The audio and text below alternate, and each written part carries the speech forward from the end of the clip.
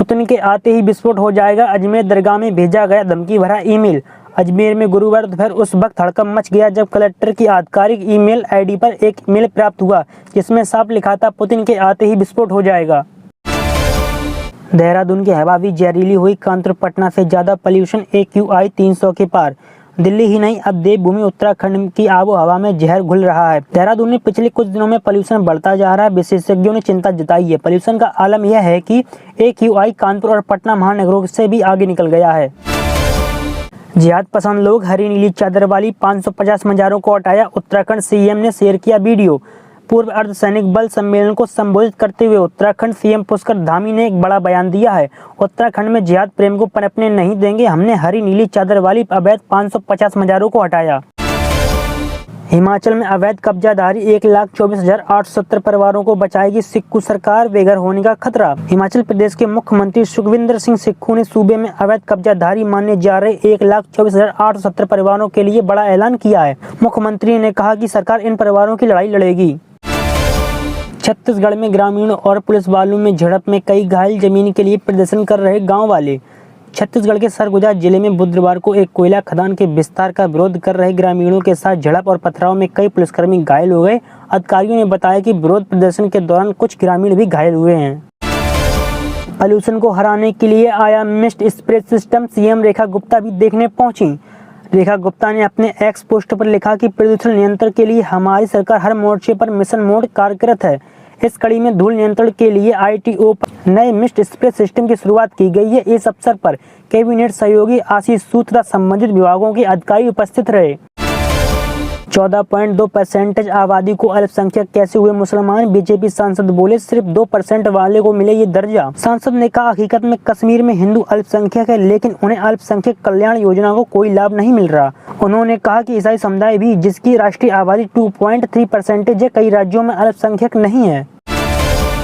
बिहार के 49 IAS अफसरों को प्रमोशन, नीतीश सरकार ने 17 DM को दी पदोन्नति। बिहार सरकार ने राज्य के विभिन्न जिलों के 49 IAS अधिकारियों का प्रमोशन किया है, जिसमें भागलपुर, मुजफ्फरनगर, गोपालगंज समेत 17 जिलों के DM जिला अधिकारी भी शामिल हैं। हज यात्रा 2026 में यात्रियों को मिलेगा स्मार्ट बैंड, रास्ता भटकने से बचाएगा। हज यात्रा 2026 में यात्रियों को हज कमेटी स्मार्ट बैंड देगी। कमेटी ने सभी चयनित हज यात्रियों को स्मार्ट बैंड प्रदान करने का निर्णय कर लिया है, जिसका उद्देश्य सफर के दौरान यात्रियों को रास्ते में भटकने से बचाएगा। TMC ने विधायक हुमायूं कबीर को किया सस्पेंड, बंगाल में बनाना चाहते थे बाबरी मस्जिद। पश्चिम बंगाल में बाबर शैली की मस्जिद बनाने का संकल्प लेने वाले तृणमूल कांग्रेस TMC के बागी विधायक हुमायूं कबीर को सस्पेंड कर दिया गया है। हुमायूं कबीर गुरुवार को बहरामपुर में मुख्यमंत्री ममता बनर्जी की मीटिंग में पहुंचे थे। वहां अपने सस्पेंशन की खबर मिलने के बाद वे मीटिंग की जगह से चले गए। अमृत भारत योजना के तहत यूपी के 157 स्टेशन होंगे हाईटेक, 19 का काम पूरा। अमृत भारत स्टेशन योजना के तहत भारतीय रेलवे यूपी के गाजियाबाद, मेरठ, बरेली और लखनऊ जैसे 157 स्टेशन को आधुनिक सिटी सेंटर मॉडल में बदल रहा है। इससे यात्रियों को लिफ्ट, एक्सीलेटर, बड़ी पार्किंग, फूड कोर्ट, वाईफाई जैसी सुविधाएं मिलेंगी। 19 स्टेशन तैयार हो चुके हैं और कई पर काम जारी है। इस परियोजना से यूपी के स्टेशन शहरों के नए लैंडमार्क बनेंगे। मुंबई के कॉलेज में बुर्का बैन पर विवाद हुआ तेज, छात्राओं का विरोध जारी। मुंबई के गोरेगांव के विवेक विद्यालय जूनियर कॉलेज में बुर्का और नकाब पर प्रतिबंध के बाद विवाद बढ़ गया है। कॉलेज का कहना है कि यह निर्णय पहचान, सुरक्षा, अनुशासन और परीक्षा में पारदर्शिता के लिए लिया गया है। हिजाब की अनुमति है और छात्राएं और मुस्लिम संगठन इसे धार्मिक स्वतंत्रता का उल्लंघन बता रहे हैं, जबकि प्रशासन नियम पर कायम है।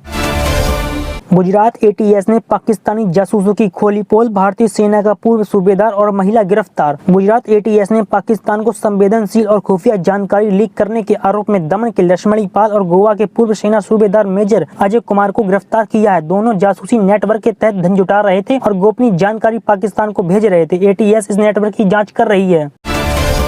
यूपी में रोहिंग्या बांग्लादेशी घुसपैठियों पर बड़ा एक्शन, बिजली काटने के आदेश। यूपी CM योगी आदित्यनाथ के निर्देश के बाद लखनऊ में बसी रोहिंग्या बांग्लादेशी बस्ती पर कार्रवाई तेज हो गई है। मेयर सुषमा खरकवाल ने बिजली कनेक्शन काटने के आदेश दे दिए हैं और कहा घुसपैठियों को सपा पार्षद पंकज यादव ने बसाया है। रिपोर्ट के अनुसार प्रशासन के पहुंचते ही सभी पुरुष भाग गए और बस्ती में केवल महिलाएं मिली। जैफ की महिला विंग में शामिल हुई 5000 औरतें, दी जा रही है फिदायीन हमले की ट्रेनिंग। ऑपरेशन सिंदूर में परिवार के 10 सदस्यों व 3 कर्मियों को खोने वाले आतंकी मसूद अजहर ने सोशल मीडिया पर खतरनाक दावे किए हैं। जैश ए मोहम्मद की महिला विंग जमात उल मोमिनात में पिछले कुछ हफ्तों में 5000 से अधिक महिलाओं की भर्ती हुई है। इन महिलाओं को फिदायीन गतिविधियों के लिए तैयार किया जा रहा है। मदीना से हैदराबाद आ रहे इंडिगो के विमान में बम की धमकी है। अहमदाबाद में कराई गई आपातकाल लैंडिंग। सऊदी अरब से मदीना से भारत के हैदराबाद आ रही इंडिगो की फ्लाइट 6E058 की अहमदाबाद में आपात लैंडिंग कराई गई। इस विमान में 180 यात्री और 6 क्रू मेंबर सवार थे और यात्रियों को उतारकर विमान की जाँच की गयी, जिसमें बम होने की बात कोई अफवाह साबित हुई। मेरे जैसे बूढ़े लोगों को हो रही है परेशानी, वायु प्रदूषण को लेकर सरकार पर भड़की सोनिया गांधी। जेल में मिलने पहुंचा परिवार, आजम खान और अब्दुल्ला ने मुलाकात से किया इनकार, कारागार प्रशासन भी चुप। रामपुर जेल में बंद सपा नेता आजम खान और अब्दुल्ला आजम से मिलने के लिए बुधवार को परिवार पहुंचा, लेकिन दोनों ने परिवार से मुलाकात करने से इनकार कर दिया। इस मामले में कारागार प्रशासन ने चुप्पी साध रखी है। BLO पर काम का दबाव कम करें, छुट्टी भी दीजिए। SIR को लेकर सुप्रीम कोर्ट ने राज्य सरकारों को दिए निर्देश।